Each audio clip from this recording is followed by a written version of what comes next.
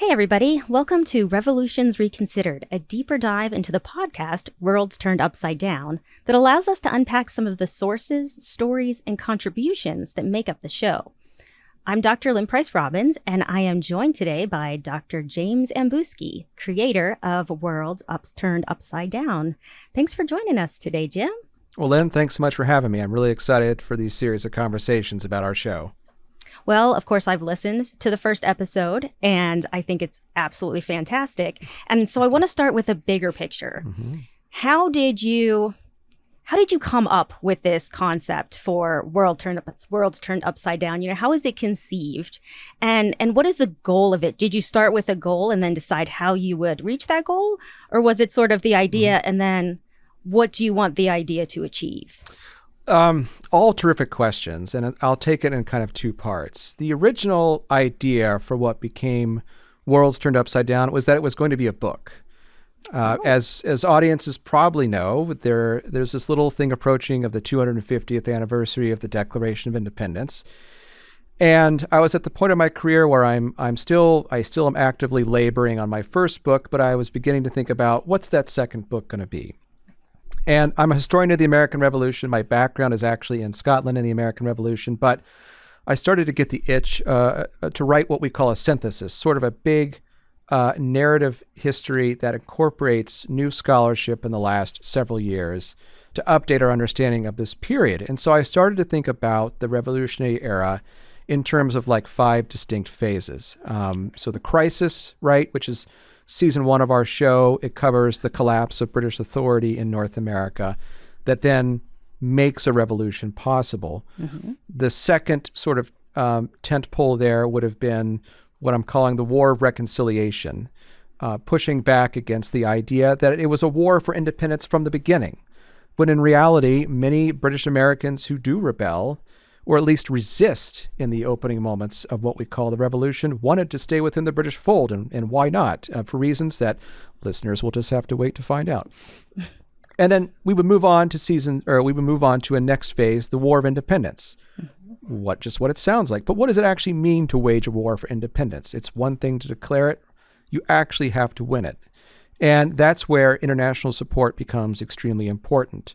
The fourth sort of tenet of this book project was going to be called the International War, and looking at the new research that tells us a lot more than we used to know about French involvement, about Spanish involvement, Dutch, all these different European peoples who are playing an integral role in the revolutionary moment, but also places further afield, in places like India, where actually in June 1783 is the last battle of the American Revolution, is in the Indian subcontinent. Mm. And then the last of the fifth tenets was going to be, I didn't have a title for it yet. It was essentially going to be how people put their lives back together in the aftermath of this war. How did loyalists pick up the pieces of their lives that had been shattered? How did people reintegrate into the communities? How did African Americans who had escaped slavery rebuild their lives either here in what became the United States or abroad in exile as loyalists? And then I thought, well, I've been getting into podcasting, and Lynn, you and I did a project together a few years ago when I was at George Washington's Mount Vernon called Intertwined. Yes. And I thought maybe this might actually be a better podcast because I would like to sell books, but if there's a possibility of reaching even more people through their ears than through their eyeballs, well, then maybe I can make some kind of contribution to help educate the public about this. So that's one phase. It was going to be a book, and now it's turned into a podcast using the sort of same framework that I had been thinking about. The second piece was to challenge people's assumptions about what they think the American Revolution is. Nice. It's, very commonplace to think of the American Revolution as the event that leads to the creation of the United States, that it is a world historical event that unleashes a democratic republic upon the world stage, and we go from there. But my understanding of the American Revolution is very much from the standpoint of empire. And I am less interested in how a nation state was created than how an empire fell apart and what were the consequences of that happening. And at the same time, there's a lot of research that suggests that unfortunately a lot of Americans and the public in general have less of a knowledge of the American Revolution than we would like. There are some studies that suggest that there's a goodly number of people who think that the revolution took place after the War of 1812, which is sometimes called the Second American Revolution. Right. So it's an opportunity to educate. It's an opportunity to push on common assumptions. It's an opportunity to tell stories about peoples and places and events that often are not commonly thought of, or maybe sometimes left out of the history books. And I managed to convince some people here at R2 Studios to hire me so we could do it.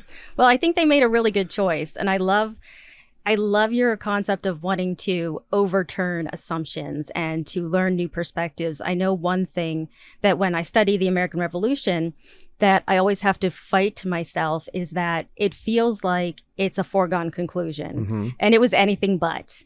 Right. And so it's definitely a struggle to try to see it not from a perspective of we are the victors, we are the nation, how did we become it, than, how in the world did it end up happening like this? Exactly. and the show's title takes its inspiration from that very conceit. I mean, it takes its inspiration from the 1640s English tune World Turned Upside Down, which was a time of religious and political strife in England. And as people have listened to Hamilton and people who read textbooks about Yorktown, the notion is that the British Army marches out of Yorktown in October 1781 to the tune of World Turned Upside Down, except it didn't happen. And the first instance of that story emerges, I think, in 1828. That's when Americans first heard this story that the British had marched out to that tune. There's no evidence that it actually happened. So the title itself is a way to sort of signal or project what we're trying to do, but also take its inspiration from the history itself. Right. And obviously there's a lot of history. When you were talking about, the 5 sections, sounds absolutely fascinating, but wow, that's a lot. So talking about just episode 1, which now seems like such a small portion of this humongous story, you have some, you have great scholars, you have some, I guess they're voice actors, which is for sure it really brings it alive. I absolutely love that you have voice actors as well. And so I'm wondering that even with the whole 5, of course, this whole section's 5 seasons is probably going to undergo some evolution as you go. But even just with episode 1, or maybe with this podcast itself, as you started to record it and you started to interview people and do more research, did it kind of go the way you thought it was going to go? Or maybe did you have some, I don't know, ideas of realizing, well, this isn't going to work. Maybe we should do it this way. How did it sort of grow from the initial conception? It's a great question. And the answer is it proceeded differently than I imagined it would. So about 2 hours ago, we finished recording narration for episode 3. And that was originally going to be episode 1. I was going to attempt to open the series with the Battle of the Plains of Abraham in September 1759, the death of General James Wolfe, and begin to unpack the story that we were going to tell from the end of the 7 Years' War. And I had wrote the opening hook. The opening hook that we recorded this morning was the same one that I wrote probably 4 or 5 months ago. But as I started to write the main series and or the main episode, and as we started to think about the contributions we had received from our scholars, folks like Maeve Kane and Christiane Anne Crouch and Fred Anderson and others, I realized I was writing something different. And I realized I was writing an origin story of the 7 Years' War, which takes place, of course, in the Ohio country in the 1750s when the balance of power collapses there and leads to an imperial conflict that changes the course of history. Right. I became really interested in telling that story because, again, in keeping with the terms of the tenets of our show of challenging assumptions, of not beginning with simply the Stamp Act or the Tea Act or the things that Americans commonly know, but starting with the collapse of that balance of power in the Ohio country, when the British and the French, who are more or less equal, suddenly there's an imbalance in part because of the participation from indigenous peoples. leads to a sequence of events in a global war that nobody really can see coming, that has unintended consequences in years later that then, leads to the revolution. So I found myself in many ways writing about home because I grew up in Southwest Ohio in Miami County. Mm-hmm. And listeners of episode 1 will have heard the story of Pickawillany, which was a Myaamia village along the Great Miami River, what the Miami called the Rocky River. And I grew up 20 minutes south of Pickawillany, what is now modern-day Piqua, Ohio. Oh. And I wanted to, historians that we often write about ourselves, and in some ways I was kind of doing that, but I also wanted to better understand, in ways that I really hadn't engaged with since I was a young historian, how all of these momentous events in this place led to these moments that are much more familiar to us. And so I started going down that path. Mm-hmm. And as a consequence of doing that, it occurred to me that I'm not doing enough with New France in this episode. And we'll talk a little bit in a future conversation more about Christiane Anne Crouch, but I really wanted to better understand New France. I really wanted the public to understand New France because in many ways I think New France is lost in our collective consciousness, and it is central to the story of mid-18th century America. It is central to the origins of the American Revolution. And we couldn't do everything that we wanted, but if we can at least get people thinking about it, then hopefully we've done our job. Absolutely. And I just want to be sure that our listeners understand what the Ohio country is. So episode 1, it's called The Balance, and it's essentially about the fight for control and power in the Ohio country between the British, the French, and then of course the indigenous peoples. And now I grew up outside of Pittsburgh, so I know that's part of the Ohio country. It's For sort sure. of the creation of the two rivers that come to meet the Ohio. And, you grow up learning about, there's a Duquesne University, Pitt University, every fort now has a university tied to it, and getting to get a fort necessity is, that's a big place. That's a big deal. In Pittsburgh, you want to go visit Fort Necessity. Jumonville, I didn't go to until I was an adult and totally nerded out about it. And so when I think of the Ohio country, that's where my mind goes. But I know it's actually bigger than that. So can you give us just a little overview of what we're talking about when we talk geographically the Ohio country?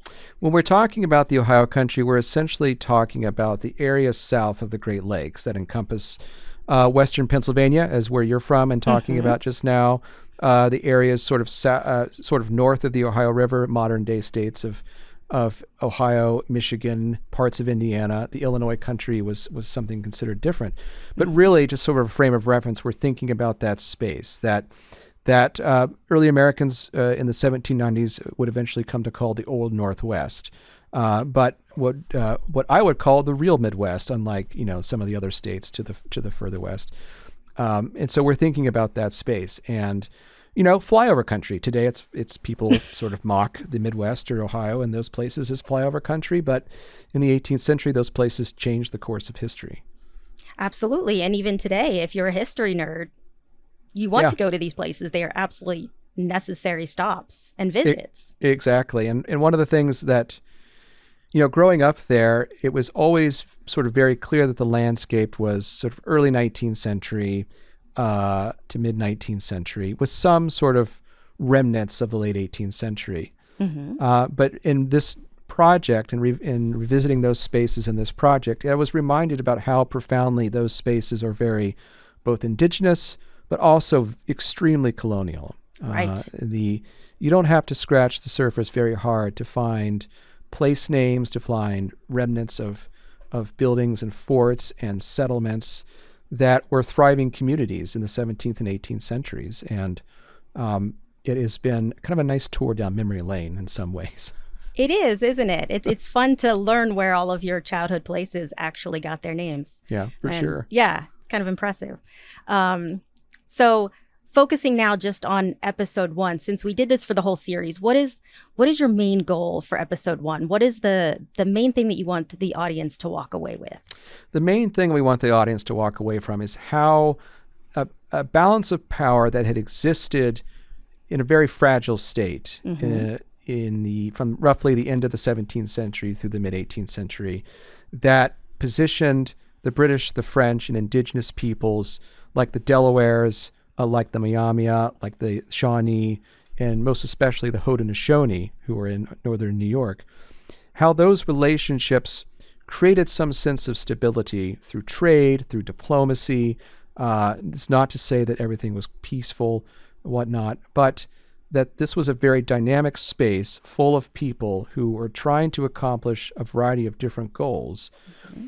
And when those goals came into conflict, either attempting to, from the British perspective, keep the French from forging significant relationships with indigenous peoples, or the Haudenosaunee trying to exert their authority over peoples in the Ohio country, mm-hmm. once those interests came out of alignment, conflict erupts that then produces a response from European powers and indigenous peoples in the form of a gigantic war. I mean, I think one of the things we also try to convey in that episode is that what happens in the Ohio country sparks the First World War. Mm-hmm. It takes place, 7 years or so in North America and elsewhere, but it is this space, this moment, the conflict between these competing interests that are always very delicate, always very fragile, and they could tip either way at any given moment. And when that happens, when the French, as we say in the series, gain the high ground because indigenous peoples essentially allow them to, mm-hmm. it destabilizes everything and brings armies from Europe to North America. Yes, it's such a bigger picture than I think we've come right. to understand recently. Exactly. Previously, yeah. I think so. And one of the other important things we wanted to do with episode 1 was to help people understand the indigenous perspective. Mm-hmm. What were their motivations? What were their goals? And in particular, we tried to explain a concept called reciprocity, which is central to indigenous diplomacy, central to indigenous relationships.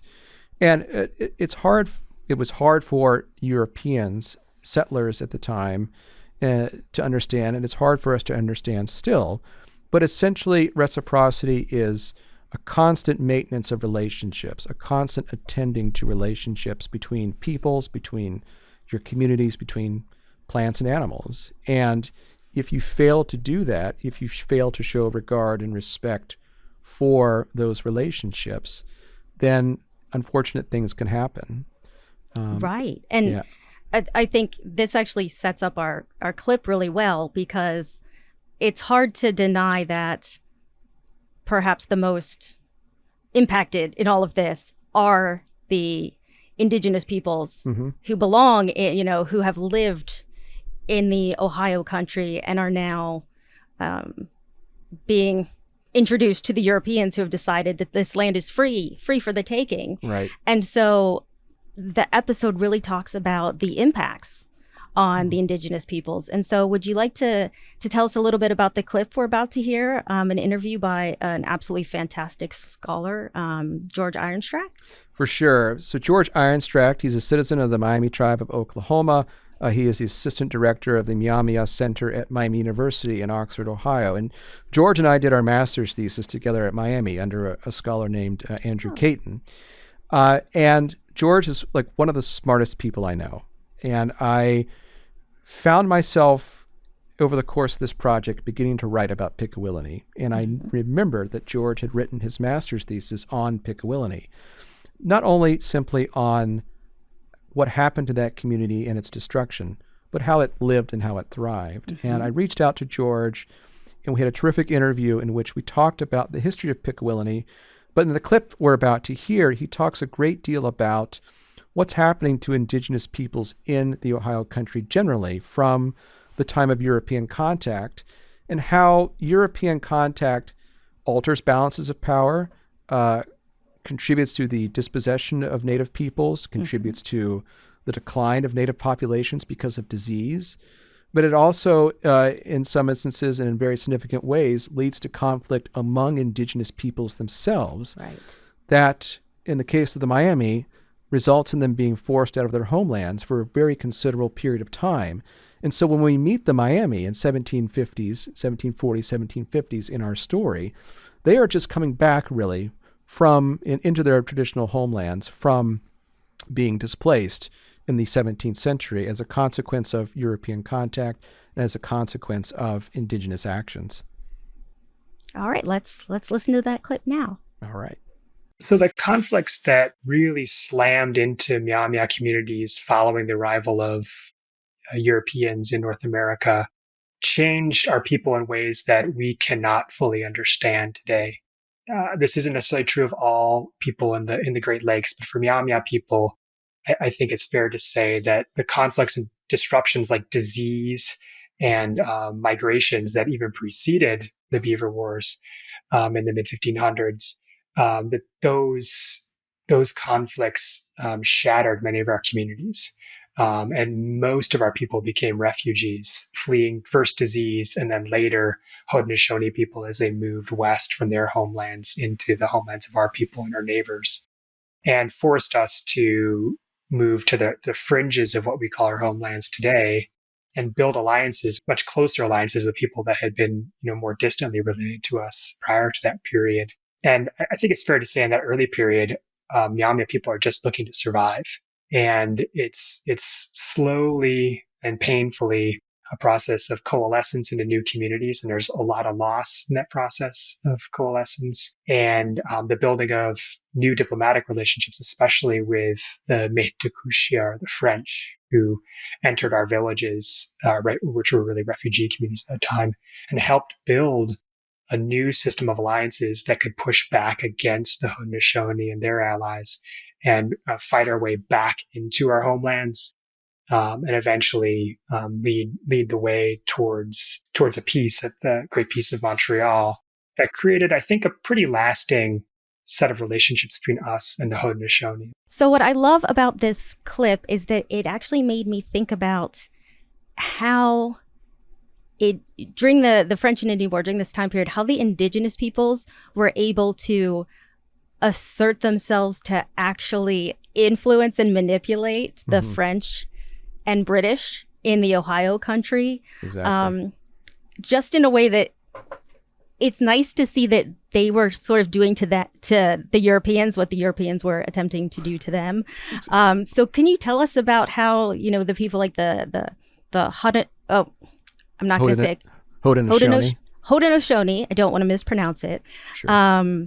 How they were able to use sort of the conflicts between the French and the British to their own advantage and how they achieved that.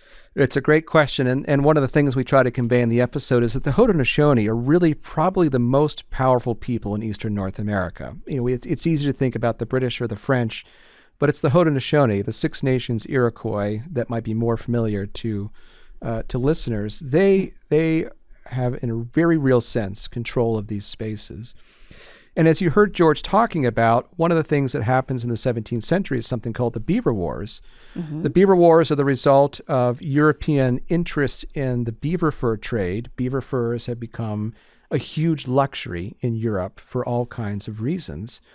And the Haudenosaunee realize that this is a lucrative way that they can create relationships with European peoples, advantageous relationships with European peoples, in the form of trade and other relationships. And so in the 17th century, they tried to assert their control over that trade in a series of wars that we collectively call the Beaver Wars.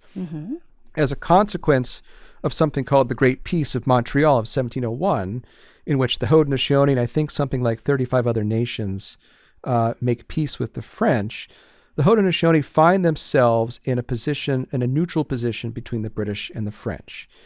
And they realize that they can play the British and the French off of each other.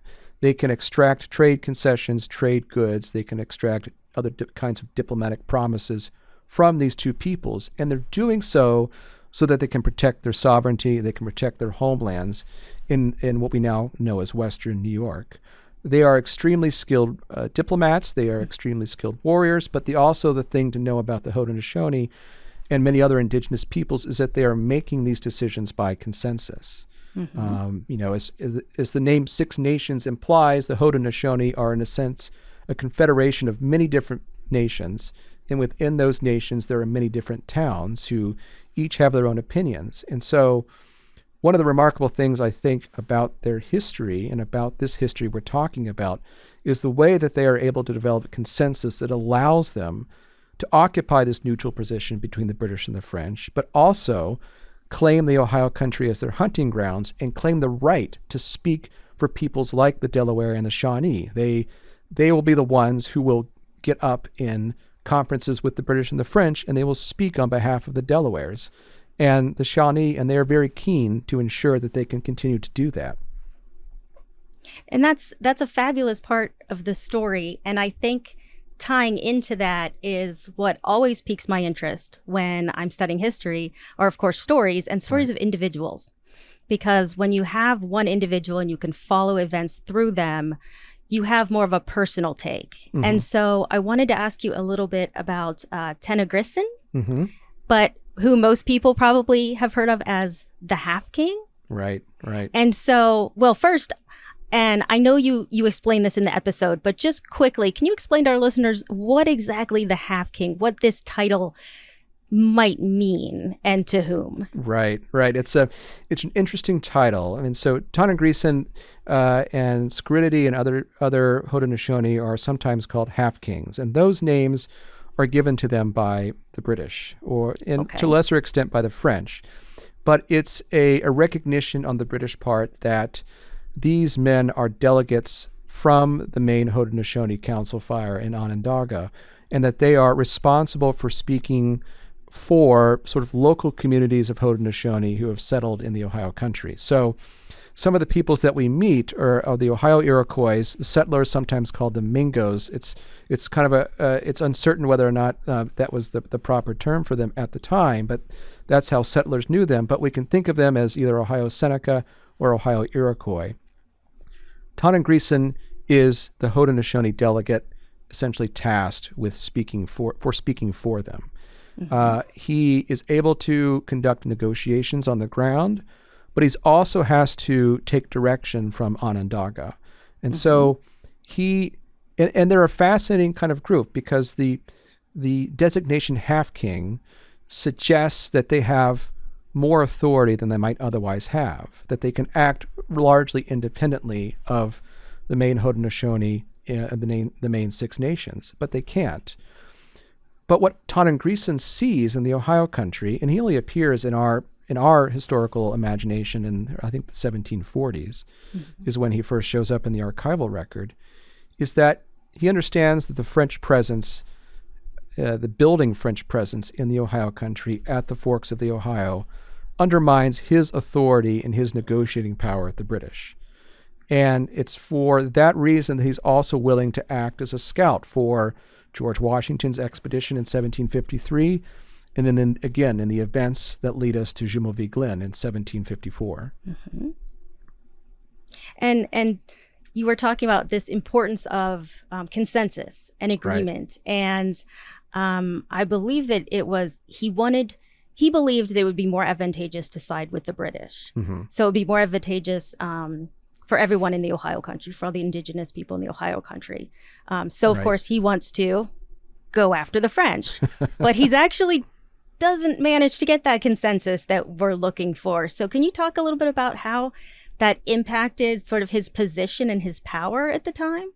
Yeah, we open the first episode with his reputed assassination, or his reputed execution of Ensign Jumonville on May 28th, 1754. And I think that moment really encapsulates what he's thinking about.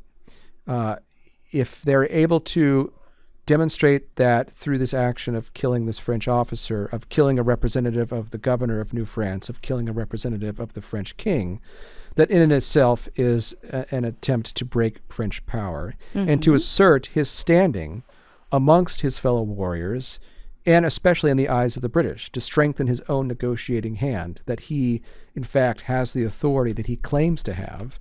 And so hopefully, from his perspective, this will lead to the rest of the Ohio peoples coming on to the British side, that they will abandon the French, with whom they have pretty good relationships, and that then he will have a position that allows him to use his authority to negotiate deals and enhance his own prestige and his own power.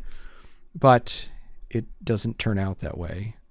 and his It's sort of his actions. personal, is he, he's looking for his own personal benefit, it seems. Maybe he's putting that, I don't want to say above his people's, but that's definitely a factor. There does seem to be a little bit of that because one of the things to think about in terms of power and authority in this period is that reputation is everything. Mm-hmm. And it goes back to what we were talking about with reciprocity. If you fail to honor your relationships with your partners, your reputation is diminished. Conversely, you can also do things to enhance your reputation. And once you have a greater reputation, that gives you greater access to power and greater leverage. So I think there's some of that calculation going on there. Now it's even more difficult to know because his own story ends not long after we meet him in May of 1754. He actually dies in October of that year. Mm-hmm. And he is no longer available to us, unfortunately, as a source after that point. So we can only deduce the motivations as much as we are able to glean from the sources. Right. And in particular, 99% of the sources we have are from white sources, European sources. So we have to read against the grain to understand what's happening in these spaces.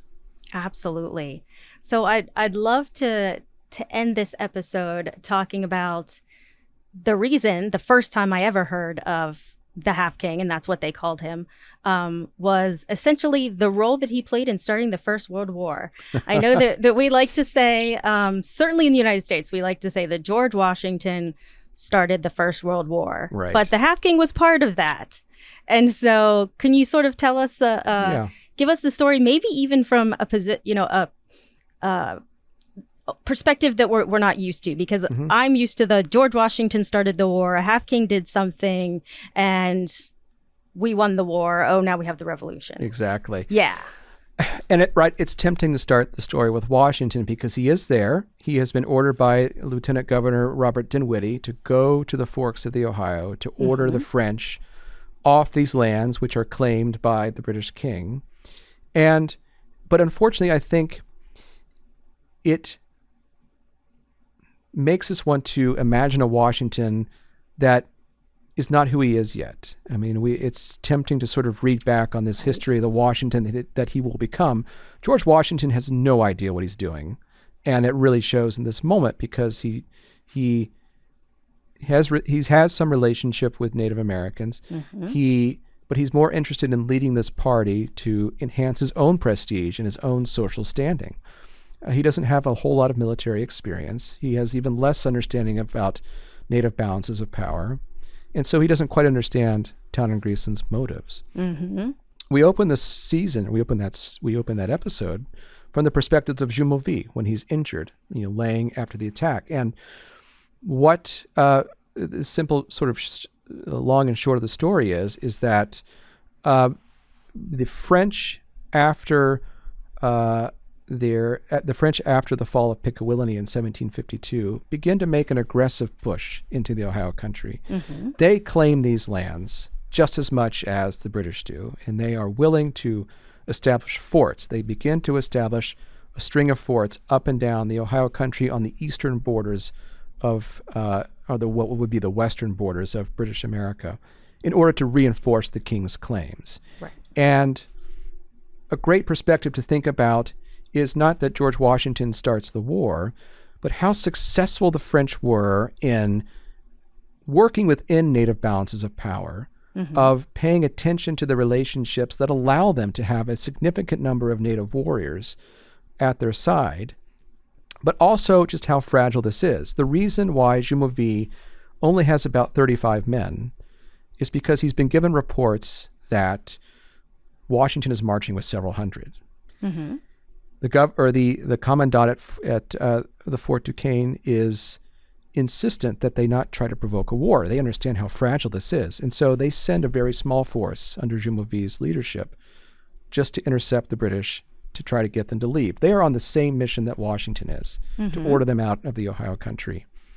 And sources get murky, but what we know is that on the morning of the 28th of May, 1754, Washington, through the help of Tanahgrisson and his native allies at that point, figure out where the French are, surround them that morning, and then somebody, and the British fire a shot, but Right. whether or not that was accidental or it was ordered is still unclear. But it takes all of that instability and just ignites it very quickly. In some ways, because the British are acting without orders from London, and Robert Dinwiddie is doing things that maybe he should not have. And you'll find out what happens in episode 1 after that. Well, that's pretty exciting. And actually, I'm really looking forward to episode 2 and, the entire season. So I want to thank you so much for being here with us today. Thank Jim. you. This is great. And we're super excited about being back and talking about episode 2. So check out the next episode or the episodes that are available wherever you get your podcasts to listen to Worlds Turned Upside Down. And when you're done, make sure to hop over here and see us for our next episode of Revolutions Reconsidered. Thanks so much. Thank you. You've been listening to Revolutions Reconsidered with Dr. Lynn Price Robbins and Dr. Jim Ambuske. Revolutions is a co-production of Primary Source Media and R2 Studios, part of the Roy Rosenzweig Center for History and New Media at George Mason University. Our producers are Patrick Long, Jeanette Patrick, Lynn Price Robbins, and Jim Ambuske. Join the revolution by heading to primarysourcemedia.com or find Primary Source Media on YouTube. Thanks for listening, and we'll see you next time.